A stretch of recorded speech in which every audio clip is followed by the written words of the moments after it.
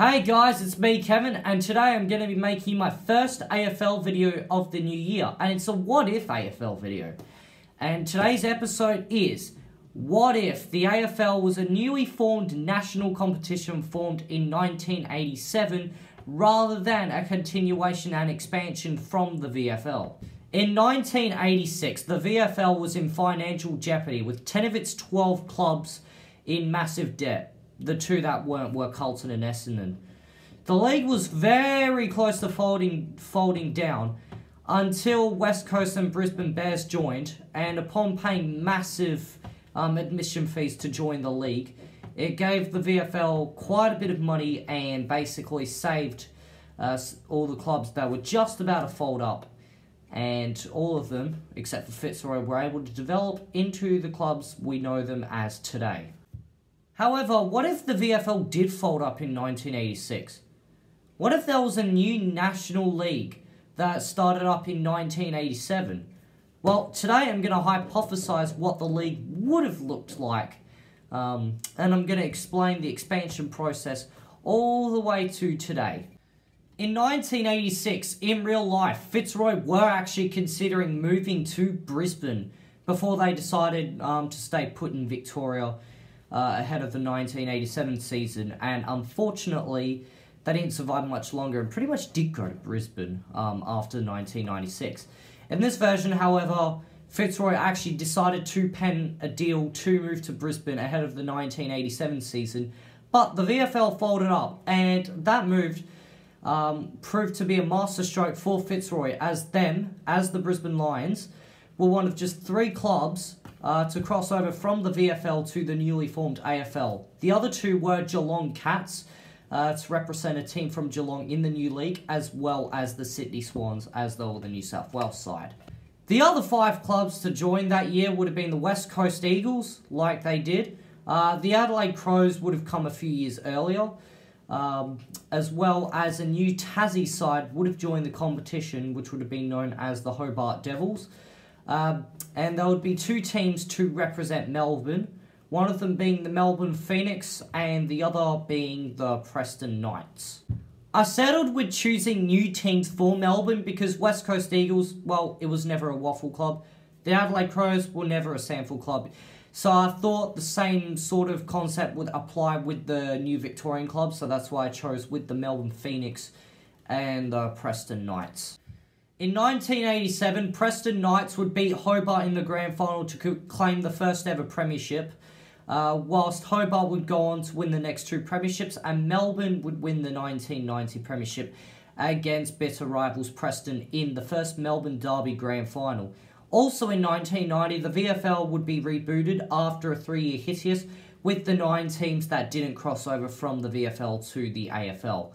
And like the Waffle and Sample were in the previous 3 years, the VFL would compete on a semi-professional basis. Hobart would win their 3rd premiership in 1991, with the West Coast Eagles winning in 1992 and 94, with Preston in between that in the 1993 season. Ahead of the 1995 season, the AFL announced an expansion plan with 2 new teams joining in 1995 and another 2 joining in 1997. Ahead of the 1995 season, Sandringham Kangaroos and the Fremantle Dockers would join. In 1995, Preston won their 3rd premiership, whilst the Sandringham expansion plan would prove to be a masterstroke with immediate success, as Sandringham won in their first grand final in 1996, just 2 seasons after they were formed. In 1997, the Port Adelaide Power and the Waverley Tigers would join the competition, and Adelaide would go on to win the next 2 premierships against Sandringham both times, whilst in 1999, the Kangaroos would beat Preston. So essentially, it was 4 straight grand finals and 2 wins in Sandringham's first 5 seasons. The 1999 grand final proved to be somewhat controversial. Preston Knights were the most dominant team of the year, following an 18-4 record in the home and away season, finishing on top clear by 2 wins. In the grand final, they played Sandringham and appeared to be overwhelming favourites, but lost to the Roos by 40 points. This prompted the AFL to think that Preston deserved some silverware for being the dominant team of the year and finishing on top but 2 wins clear. And upon the 2000 season, decided that they would award the minor premiership a full minor premiership trophy and award it to them in the final round of the season for the team who finished top of the ladder. The very next year, Preston would go on to have the best season out of any team ever. They went the entire 2000 season going with 21 wins and 1 loss, and absolutely ripped apart the final series and did the minor premiership double, and looked to be by far the most dominant team the AFL has ever seen. In 2001, Brisbane would start a three-peat which saw them win premierships between 2001 to 2003, whilst Port Adelaide would claim their maiden premiership in 2004. 2005 yet saw another round of expansion, with the Western Melbourne Jets entering the competition in 2005, which was won by the Sydney Swans, breaking a 72-year premiership drought. And in 2006, the Canberra Chargers joined the AFL. That year, West Coast Eagles won the competition. In 2007, Geelong would claim their maiden premiership, beating Port Adelaide by a record-breaking 117 points, whilst in 2008, Hobart would go on to win their 4th premiership.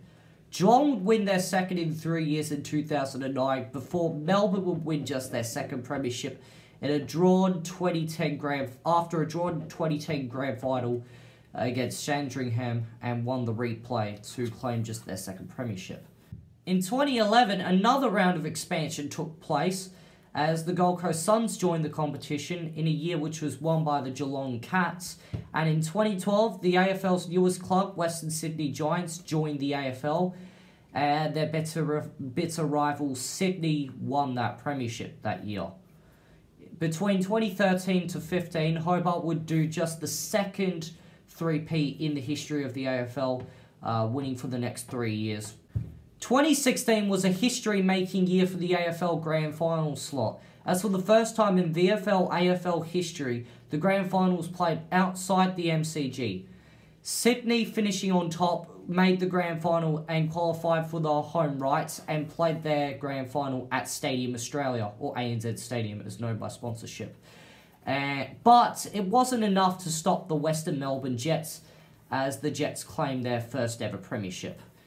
In 2017, the first ever grand final at Adelaide Oval took place between the Crows and the Waverley Tigers, but again, that was won by Waverley.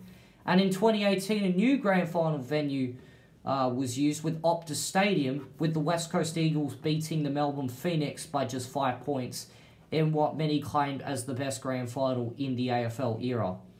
In 2019, the grand final returned back to the MCG following Waverley qualifying for home rights, as they entered the grand final being the highest ranked team, and thrashed the Western Sydney Giants by 89 points to win their 2nd premiership in 3 years.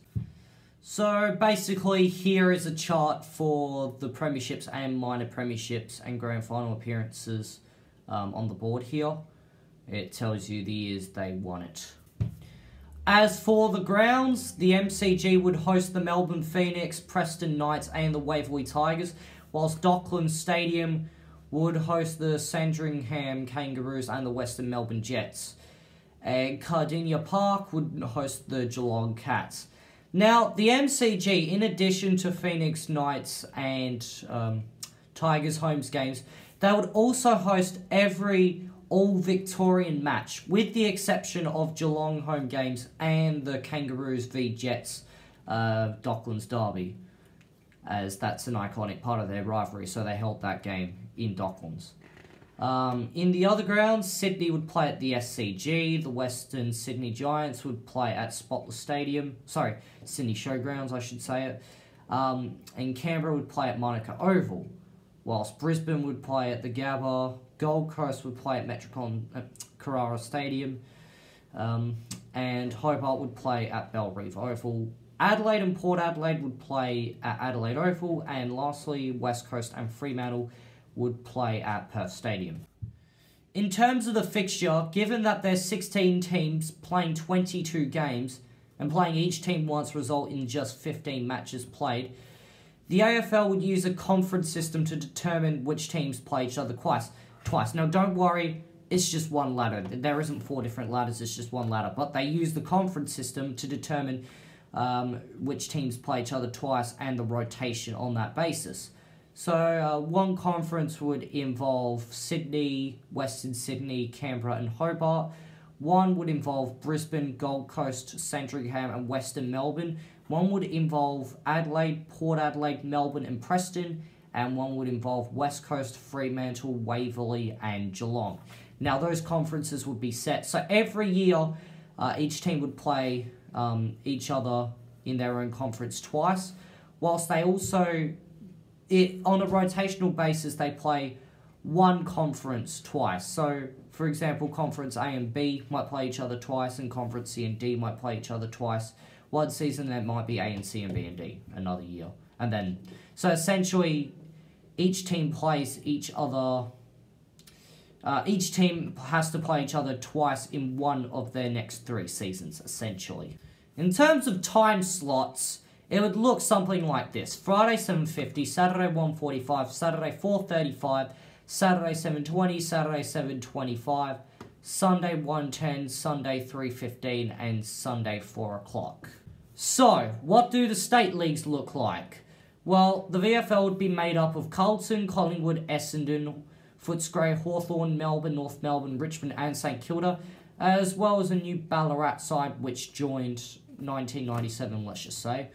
In 2000, when the AFL made an announcement that each AFL side had to field a team in the reserves competition in one of the state league competitions, all 6 Victorian teams fielded a side in the VFL, which, so basically Geelong, Melbourne Phoenix, Preston, Western Melbourne, Sandringham and Waverley would all have sides in the VFL to form a 16-team competition. As for the SANFL, things would pretty much look the exact same, no changes there. As for the Waffle, East Perth and Perth would probably have to merge to make way for the Freo Dockers. But apart from that, shouldn't be too much different there. As for the NEAFL, well, one, I don't think it'd be called the NEAFL. I think it'd be a different competition, the Eastern Australian Football League or Eastern States Football League, whatever you want to call it. But I think it'd be made up of Sydney, Western Sydney, Brisbane, Gold Coast, Canberra and Hobart, as well as teams from Launceston, Darwin, South Sydney and Springfield would make up a 10-team competition. I stated some of the obvious changes in this video, but what would be some of the more subtle changes? Would we have higher quality games, given that we have more quality players condensed rather than spread out like we do at the moment? Would that lead to higher scoring or better defensive plays? What would it lead to? Would we have a more reasonable CEO who's open to changing the game as a whole rather than just Victorian football? And would he be making better rule change? Would he be more reasonable with his rule changes, considering that the quality of the game would be higher than it is at the moment?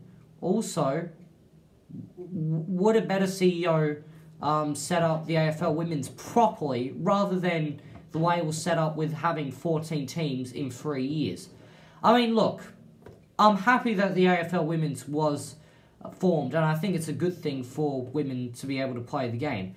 But I just feel that given that the participation levels aren't really that high at the 20-year-old age range. It's I know they say a third of the people participating are females, but most of them are quite young, like under 10 years, under 15 years. They're still developing, essentially.